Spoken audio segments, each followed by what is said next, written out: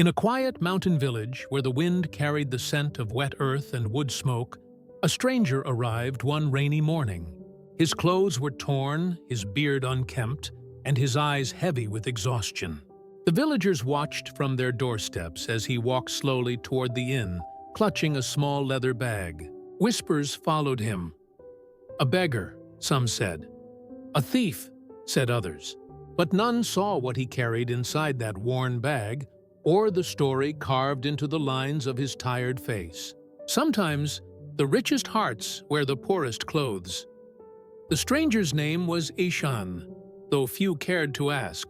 He had once been a craftsman, known for shaping wood into wonders, but years of drought and loss had taken everything from him. His workshop burned in a summer fire, his family moved away, and all that remained was the worn bag slung across his shoulder. Inside it lay a few tools, the only pieces of his old life he could not abandon. When he reached the village inn, the keeper eyed him suspiciously. "We don't have space for wanderers," she said curtly, wiping her hands on her apron. Eshan bowed his head, understanding more from her tone than her words. He turned to leave, but an elderly man sitting by the hearth called out, "Let him stay in the shed if he can pay." Eshan nodded and quietly placed a small carved pendant on the table. A tiny bird, smooth and shining despite its simplicity. The old man's eyes softened. "You made this?" he asked. Eshan gave a faint smile. "My hands did. My heart only followed." That night, as rain tapped gently on the roof of the shed, Eshan lit a small lamp and ran his fingers over the tools in his bag. Each one carried memories of laughter, love, and the sound of wood meeting purpose. But now, even his craft felt unwanted, just as he did. In the darkness, he wondered if people could see beyond what meets the eye, or if the world had truly forgotten how to look deeper. The next morning, the village buzzed with preparation. The annual harvest fair was only a few days away, and every craftsman, farmer, and trader was eager to display their best work. Eshan watched from the corner of the square as men carried baskets of fruit, women arranged fabrics, and children ran through the stalls laughing. He wished to help, but each time he approached, people drew back politely, whispering behind their hands. His clothes were dusty, his beard untrimmed, and, in their eyes, he was just another drifter chasing food and shelter. By noon, the village head announced a contest. "Whoever brings the finest piece of craftsmanship to represent our village at the fair shall earn a place of honor and a year's supply of grain." The crowd cheered, and Eshan's heart stirred. His hands ached to carve again, to feel purpose flow through the wood. But when he stepped forward and asked for a chance, laughter broke out around him. "You," a young blacksmith sneered. "You don't even have a stall, old man." Others joined in, some with pity, others with scorn. "Let the stranger rest," someone said mockingly. "We can't have our village represented by a beggar." Eshan said nothing. He simply looked down at his hands, scarred, trembling slightly, but still steady enough to hold a chisel. That evening, when everyone else had gone home, he walked quietly to the edge of the forest where an old fallen tree lay. The bark was rough, the wood dense, but within it he saw something others didn't. A hidden shape, waiting to be freed. He knelt beside it, took out his worn tools, and began to carve under the dim light of the moon. Each strike of the blade echoed softly in the silence, the sound of a man trying to carve back his dignity. Days passed, and Eshan worked in solitude. Each morning before the village woke, he slipped into the forest and continued shaping the fallen log. His hands, though cracked and weary, moved with a rhythm born of patience and love. The villagers sometimes saw him from afar and shook their heads. "He's wasting his time," they whispered. "No one wants to see what a wanderer makes." Even the innkeeper sighed when he returned each night, covered in dust and wood shavings. "You should find real work," she muttered. "Dreams don't feed the stomach." But Eshan only smiled faintly. "Dreams feed the heart," he said softly. Inside, however, doubt gnawed at him. He wondered if perhaps they were right, if maybe his life's meaning had been carved away long ago. He would pause, staring at the half-finished sculpture, and whisper, "What if they can't see what I see?" One afternoon, as he rested under the shade of an olive tree, a little girl approached. Her eyes were curious, her hands clutching a small broken toy bird. "Can you fix it?" she asked timidly. Eshan took it gently, turning it in his palm. "It's missing a wing," he said. "But wings can be made again." With a few careful strokes of his knife, he shaped a new wing from a small branch and fitted it perfectly. The girl's face lit up. "It can fly again!" she cried. For the first time in years, Eshan laughed, a quiet, genuine sound. That evening, he returned to his sculpture with new fire in his spirit. The girl's trust had reminded him of something simple, yet powerful. Sometimes, even when the world doubts your worth, one small act of creation can restore faith. Not just in others, but in yourself. The night before the fair, Eshan finally stepped back from his work. Before him stood a wooden statue unlike anything the village had ever seen. A figure of a weary traveler kneeling to lift a small bird from the ground.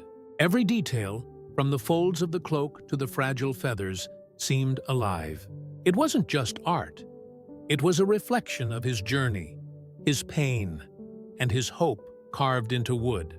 Exhausted but content, he whispered, "Now, let them see." When dawn came, the villagers gathered in the square. Colorful tents lined the path. Music played, and laughter filled the air. The craftsmen displayed their best work: golden pots, polished metal tools, embroidered shawls, all gleaming with pride. Then, quietly, Eshan walked in carrying his sculpture. The crowd fell silent. Whispers rose. "It's him, the wanderer. What is he doing here? He can't possibly think that belongs among our finest pieces." The village head frowned, but allowed him to place it by the old fountain.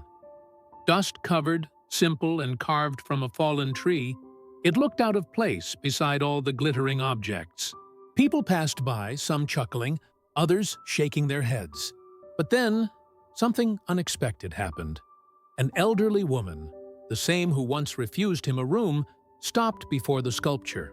Her eyes lingered on the traveler's bowed head, the outstretched hand offering help to the tiny bird.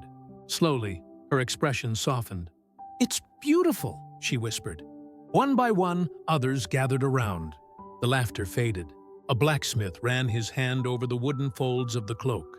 "How did he make this from a dead tree?" he murmured. Eshan stood quietly in the background, his heart trembling. For the first time, they weren't looking at him. They were truly seeing him.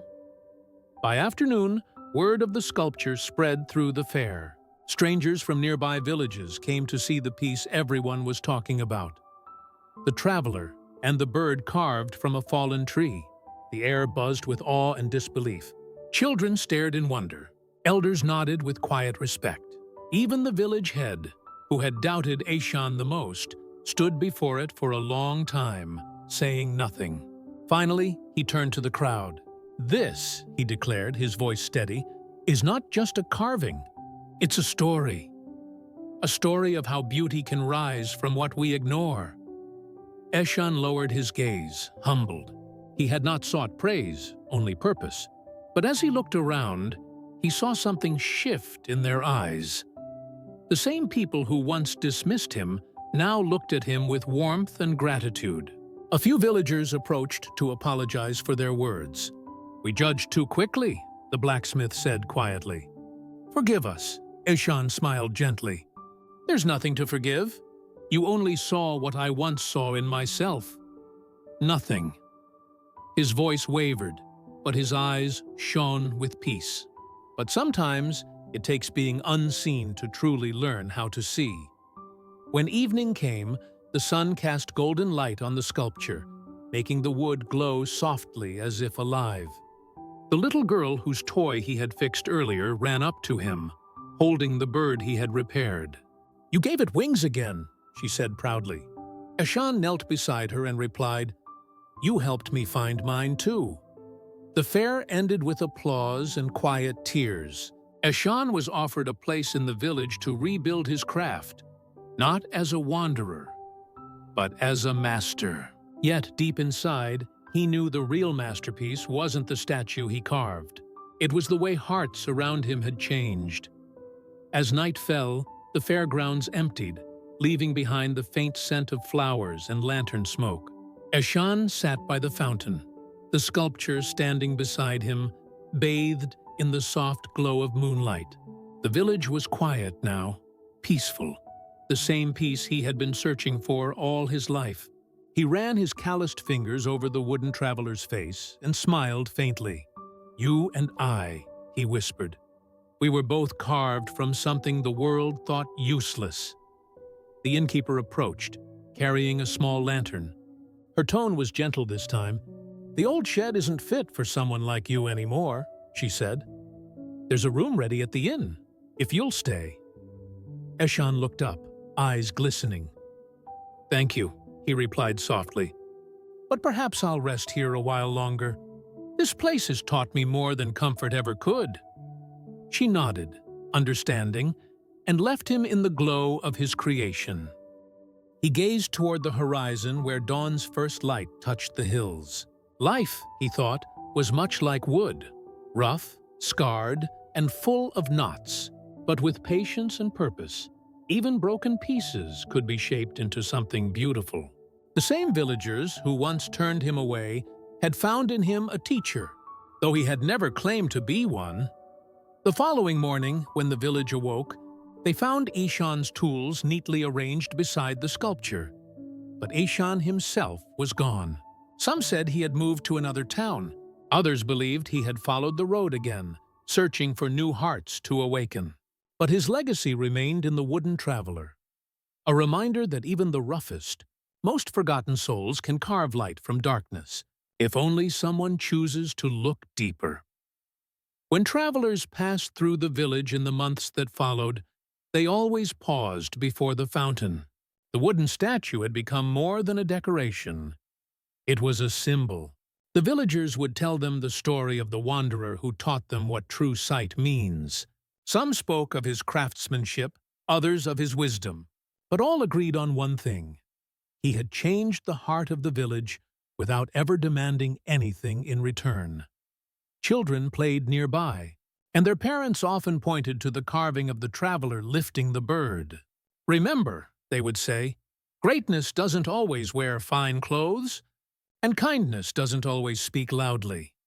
The blacksmith, once proud and dismissive, now taught his apprentices Eshan's words. "Don't shape the metal for the world's approval. Shape it until it tells the truth of your hands." Years passed, and the wood began to weather under sun and rain, but its meaning only grew stronger. It stood as a quiet teacher, reminding everyone that judgment is easy, but understanding requires heart. One spring morning, a stranger arrived, a young man carrying a small wooden box. Inside lay a pendant, a tiny bird, carved so delicately that it seemed ready to take flight. He placed it at the foot of the statue and whispered, "For the man who taught my father to see." Then he bowed and walked away down the road. The villagers watched in silence. They didn't know who he was, but they felt the truth in his gesture. Eshan's spirit, they realized, still lived in every act of kindness, every unspoken story, every glance that looked beyond the surface. Because some souls don't stay to be remembered. They stay to remind others how to truly see. We live in a world that moves too quickly to look closely, where a man's worth is often measured by his clothes, his titles, or the shine of his possessions. But stories like Eshan's remind us that what's unseen often carries the greatest beauty. A broken tool can still build, a fallen tree can still inspire, and a weary soul can still teach love. True wisdom is not in how fast we judge, but in how deeply we understand. The traveler's statue remained, not as a monument to skill, but as a mirror to every heart that passed by, whispering softly, "Look again," because sometimes the most valuable things come wrapped in silence, simplicity, and scars. And when we finally stop to see them for what they truly are, we realize the greatest art in life was never carved from wood. It was carved from the human heart itself.